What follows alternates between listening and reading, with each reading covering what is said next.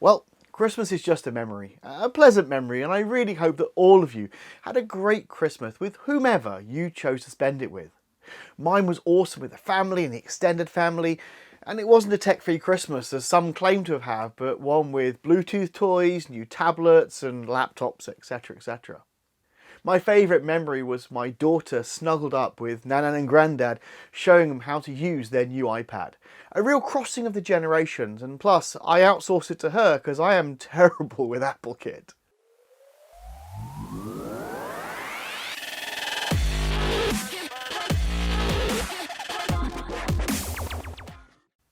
Christmas wasn't quiet on the Infosec front either, with major hacks galore, but in this video I want to focus on one particular kind of attack that sadly is on the increase, and that's big game hunting malware attacks.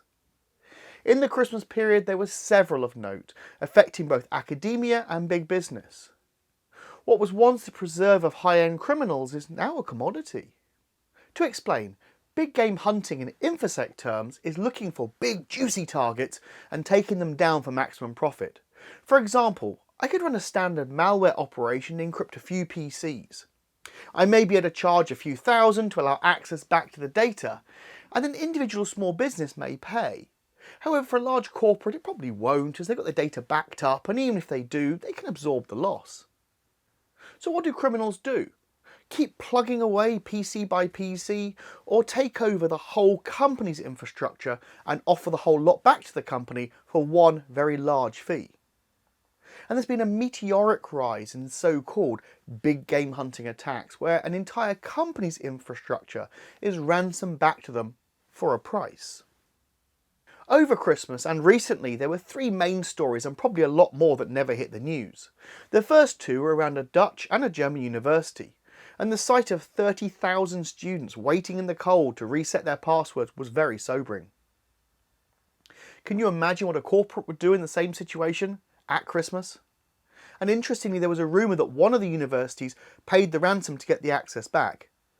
Now, the ransom would have been in the low few €100,000 range, and depending on your moral position, could have been more economically viable to pay out. This then brings me to the point of this video. When is it okay to pay a ransom? And I know that a lot of companies bravely state, we don't pay ransoms ever. And that's fine, that's an upstanding statement.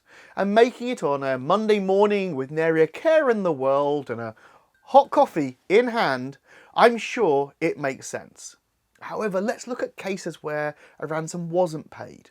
And that is the ongoing, and as I record, story of Travelex and that of Norsk Hydro. I should say actually, although Travelex say they haven't paid the ransom, the attackers say they have paid the ransom. So let's look at Norsk Hydro.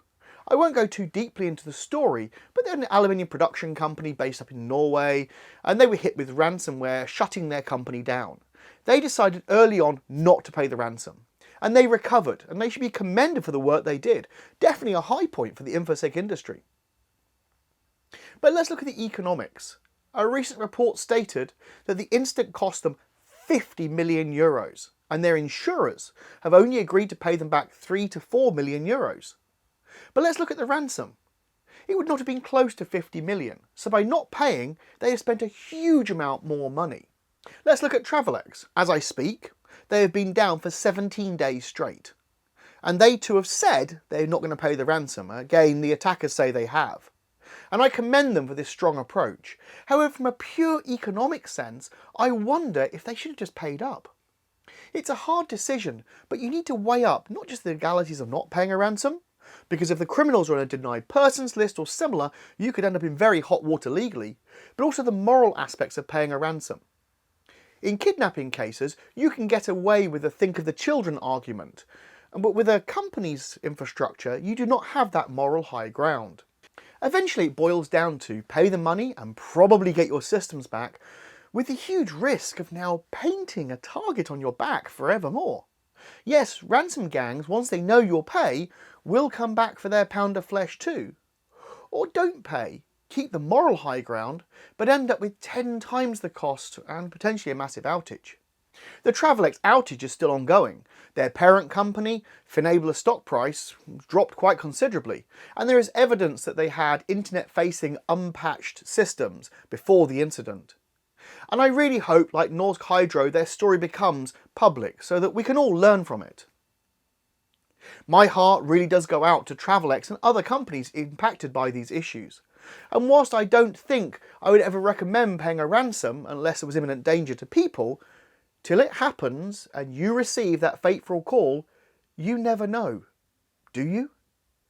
Now that's it for this month. Please do like and subscribe, and if you can do one thing, if you do like this video, why not further share it on your favourite social media channel? Coming up will be a video on how to make a pornogotchi, and that's going to be a really fun one to make.